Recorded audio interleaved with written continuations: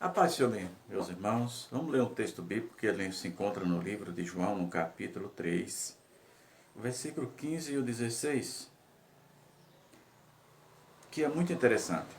Esse capítulo, versículo 15 e 16, é a sequência do diálogo entre Jesus e Nicodemo.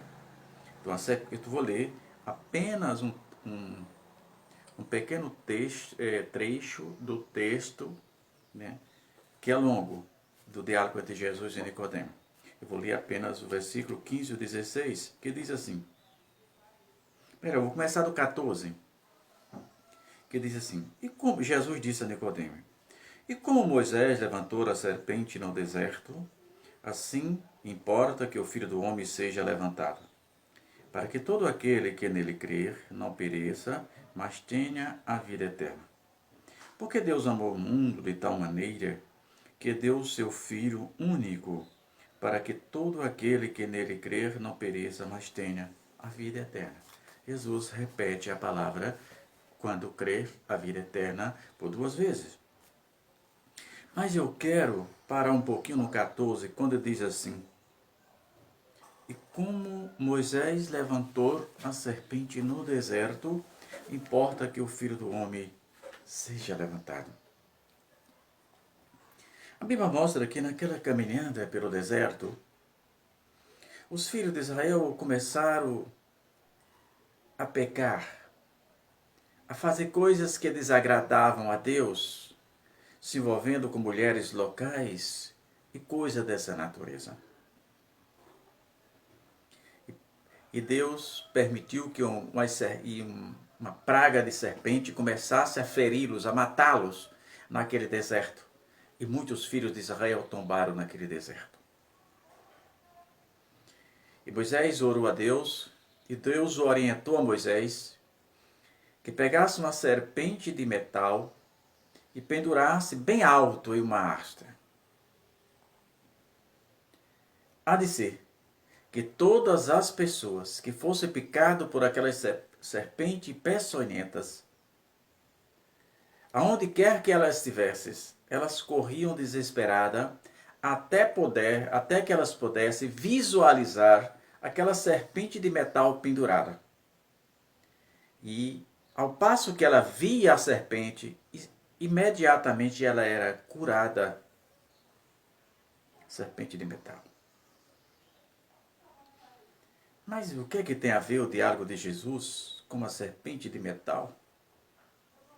O que é que tem a ver o diálogo de Jesus? Como Nicodemo compreenderia uma coisa tão profunda? E aí que está o mistério de Deus. O que Jesus estava dizendo para Nicodemo era que não importava o pecado do homem. Não importava o que o homem tinha feito. Se ele olhasse para Jesus como autor e consumador da fé, seu pecado seria curado. Ele disse que aí, nos estudos bíblicos, nós entramos como simbologia. A serpente era uma simbologia, assim como Moisés, assim como Abraão, Isaac, Jacó era tipo. O metal não pode ser tipo, porque é uma coisa inanimada. Os objetos inanimados são símbolos e as pessoas ou animais com vida são tipos. Então ali era uma simbologia de Jesus Cristo. Quando Moisés estava levantando aquela serpente no deserto, estava apontando para a vida futura,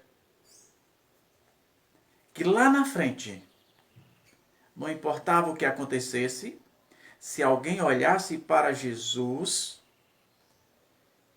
ele seria curado. Não havia veneno que não pudesse. E hoje é assim. Meu amigo, minha amiga, talvez você não tenha compreendido ainda. Este mundo tenta iludir de todas as maneiras, de todas as formas. Mas o único que pode curar as suas feridas e sarar a tua alma é aquele homem que venceu a cruz do Calvário, que venceu a sepultura e está à destra de Deus, e pode estar ao nosso lado a todos os momentos. Chama-se Jesus de Nazaré. Ele disse a Nicodemo, assim como o Filho do Homem, assim como aquela serpente foi levantada no deserto, assim importa que o Filho do Homem seja levantado. Todas as pessoas, eu não sei os estados de muitas delas que chegavam próximo àquela serpente de metal. Talvez algumas delas já chegassem a estado terminal, o veneno destruindo todas as células, destruindo moléculas, destruindo tudo. Mas quando eles olhavam para aquela serpente, automaticamente ele seria curado daquele mal. Porque Jesus disse que bastava que eles olhassem para a serpente. E todos quantos olhassem para aquela serpente de metal, seria curado. E hoje não é diferente. Não importa o estado que você esteja vivendo, socialmente, espiritualmente. Não importa o estado econômico, socioeconômico, social que você vive. Nada disso vai importar. Se você olhar para Jesus como autor e consumador da sua fé, se você pedir a Jesus, socorre-me, Senhor. Se você falar como aquele homem, aquele ladrão que estava ao seu lado na cruz, que disse assim, Senhor, lembra de mim quando entrar no teu reino. Ele vai estar pronto para estender a mão e dizer, filho, eu estou aqui. Lembre-se que ele disse que era a mesma coisa. As pessoas podem ter dito que você é um caso perdido. Não tem mais jeito para você. Você não vai chegar mais a lugar nenhum. Mas é engano.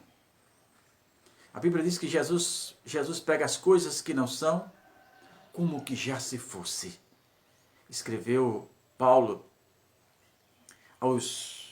a carta que Paulo escreve aos Coríntios, ou melhor, à igreja de Roma, Paulo diz uma coisa estupenda, uma coisa grandiosa em Romanos 4, o versículo 17, a última parte do versículo 17 de Romanos 4, Paulo diz que ele vivifica os mortos e chama as coisas que não são como que já se fosse.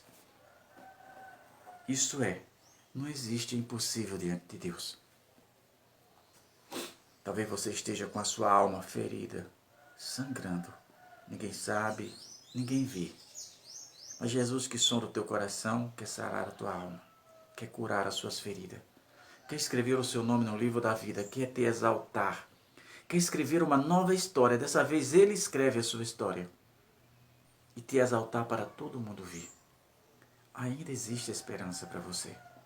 Creia nisso. Ainda existe esperança para você. Não deixe que as pessoas digam até onde você vai chegar. Que elas limitem o seu espaço. Não. Acredite, você é capaz. Acredite em você. Jesus acredita muito mais em você do que você mesmo em certas situações. Se levante dessa posição.